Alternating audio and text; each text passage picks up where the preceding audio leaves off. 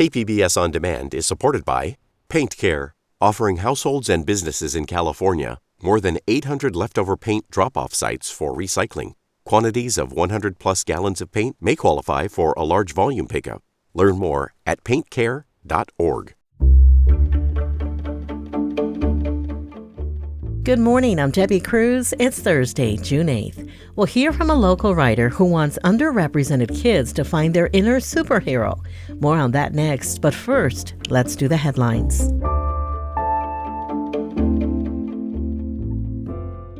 Teachers at Gompers Preparatory Academy have voted to decertify their union.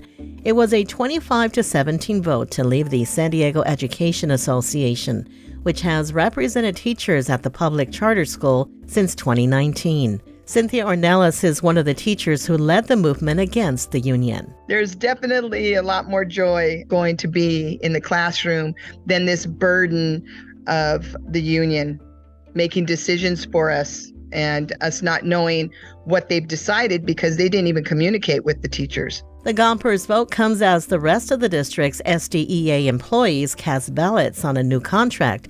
That includes a 15% pay raise over 2 years.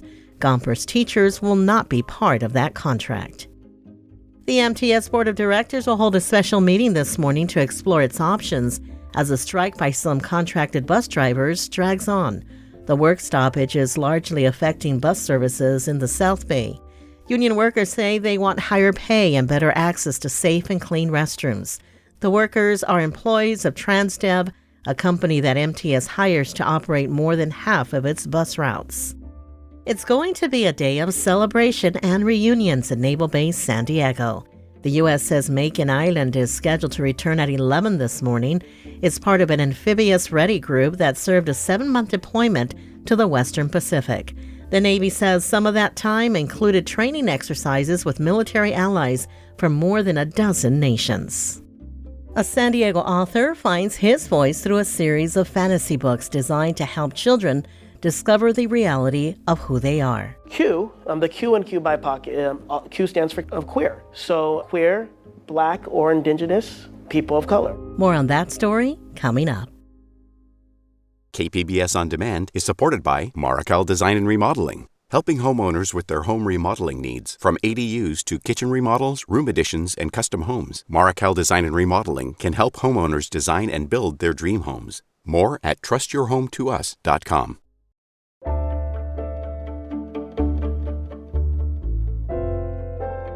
The city of Poway has voted on a measure to prevent homeless encampments. We get more from reporter John Carroll. On Tuesday evening, the City Council unanimously approved an ordinance to forbid camping and storage of personal property on public land. The law would authorize sheriff's deputies to first offer resources to people breaking the law, but if people refuse help, deputies could impound their property. It's not clear whether they would face arrest. Longtime Poway resident Mary Massis thinks the ordinance makes sense, but as for the city of Poway, I don't see an issue of homelessness in tents. Poway City Council member Brian Pepin says he introduced the ordinance after hearing from moms of children at Pomerado Elementary and Meadowbrook Middle School who said people were camping in cars and RVs near the schools. The council will have to pass it again at their next meeting, and if they do, it will become law in July. John Carroll, KPBS News.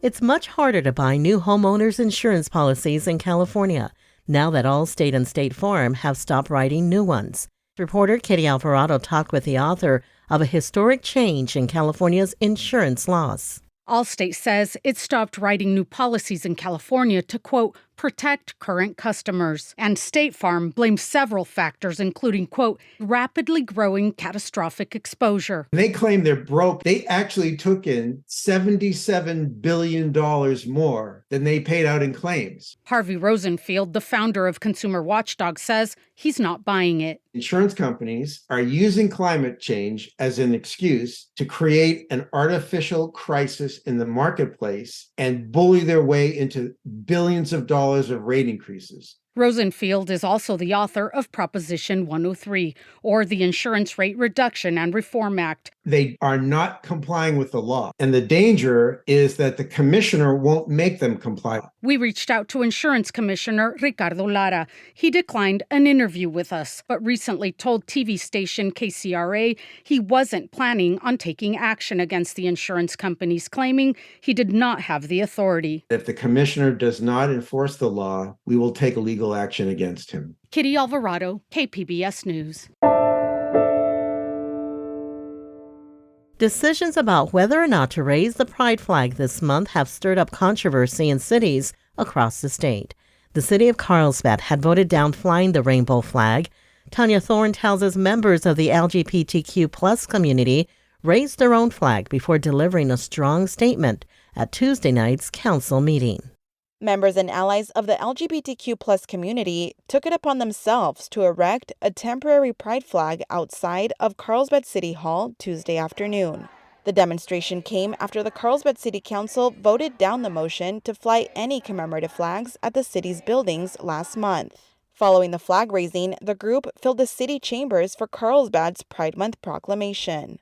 Maxi Sposti with the North County LGBTQ Resource Center was set to receive it. Queer life matters. So we appreciate your intent, but we are leaving now and we will not accept the proclamation. Thank you so much. The Carlsbad City Council is planning on discussing raising the pride flag again next week. Tanya Thorne, KPBS News. Coming up, a film festival opening today that celebrates environmental filmmaking with a focus on our oceans. We'll have that story and more just after the break.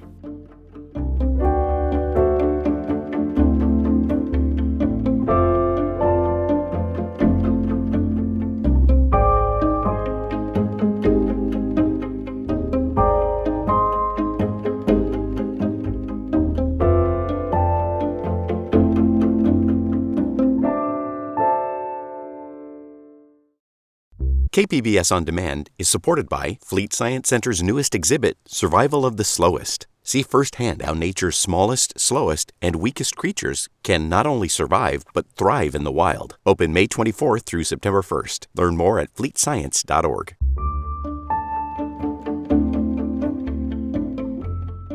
A San Diego author is sharing his passion for writing fantasy and fairy tales with school children across Southern California. He started a book series for young readers that features characters who are daring and diverse in every way. Education reporter M.G. Perez tells us the story of the BIPOC hero. John Wells III is a man on a mission, wearing a backpack and loaded with boxes of his books.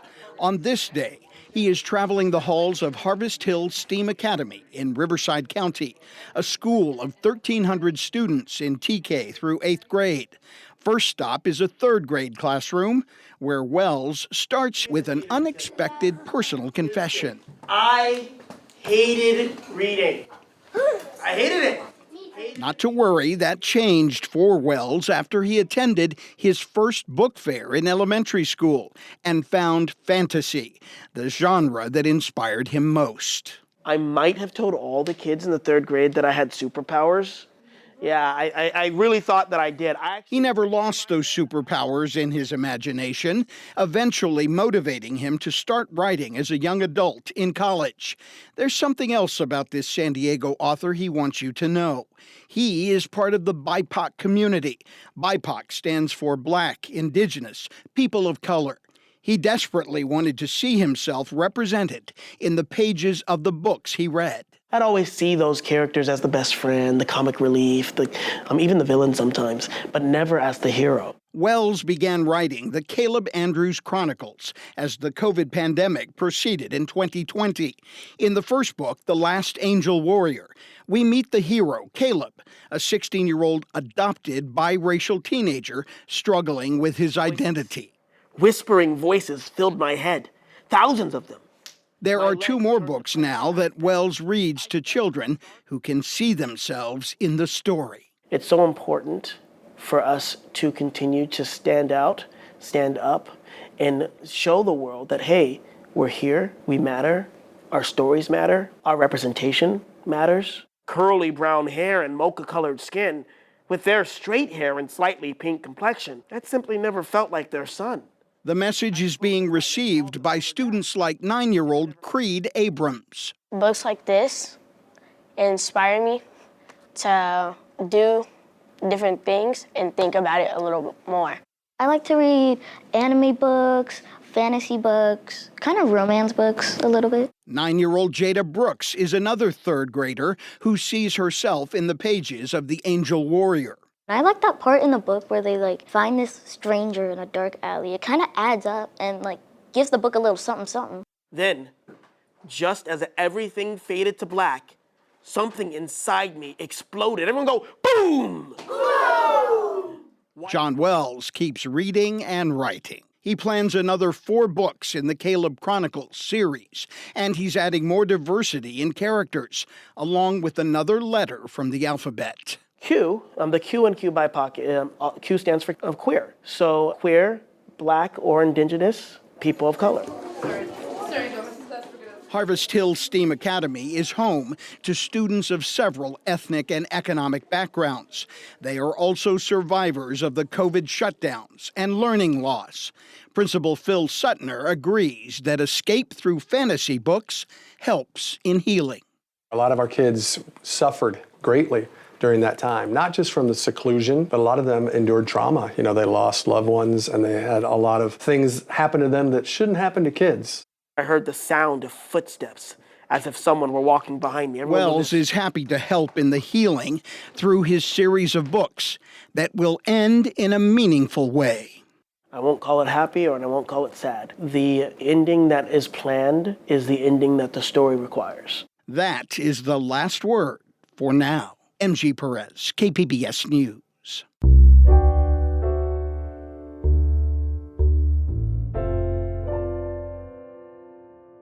The San Diego County Fair is now open.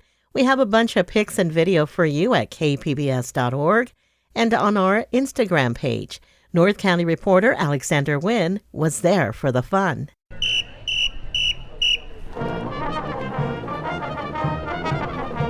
The day started with a ribbon cutting and Chula Vista's Hilltop High School Band and Color Guard welcoming guests to the 139th Annual San Diego County Fair. For the Lopez family, attending the fair's first day is a family tradition. The boys are excited about it, and it's the first year I feel like they're actually going to enjoy it and remember it. But what the Lopez boys are looking forward to most are the rides. Scary rides. The fair would not be complete without fair food. There are your staples, corn and turkey legs, and of course, new concoctions by Chicken Charlie. And this year, we got fried s'mores on a stick. This perfectly matches this year's theme to explore the great outdoors. The fair runs through July 4th, with Mondays and Tuesday closed in June. Alexander Nguyen, KPBS News.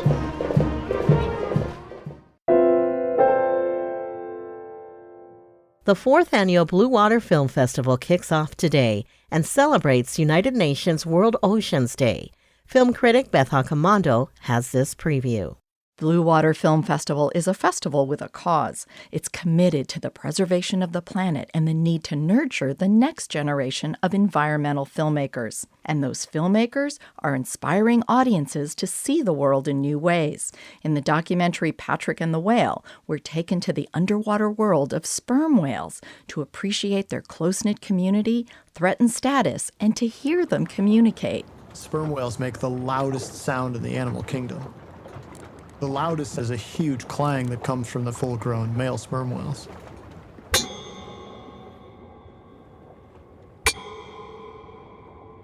It's a much more metallic tang.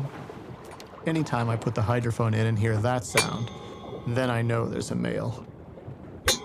Then in the short film, Generation Impact, The Scientist, we see how issues such as climate change are motivating teenagers like Emily Tianchi to activism. When you think of research, you think of giant lab coat, fancy lab, $1 million machine. But I started my Torrey Pine project in the garage with a $20 microscope and some random trinkets. I realized that my project wasn't just some fun garage project for myself. It actually had a really large potential to help a number of people around the world suffering from drought. Opening night of Blue Water Film Festival is at the Museum of Photographic Arts, and then it moves to multiple venues through Sunday. It showcases dozens of shorts, features, and documentaries designed to make us more aware of the world and the water around us. Beth Accomando, KPBS News. It's another boost for San Diego's growing reputation as a soccer destination. German club team Borussia Dortmund will take on San Diego Loyal at Snapdragon Stadium this summer. The friendly is scheduled for July 27th and will be the Loyal's first ever match against a European club. San Diego will be the first stop on a 3-city U.S. summer tour for Dortmund. General admission tickets will go on sale via Ticketmaster Friday morning. That's it for the podcast today. As always, you can find more San Diego news online at kpbs.org. I'm Debbie Cruz. Thanks for listening and have a great Thursday.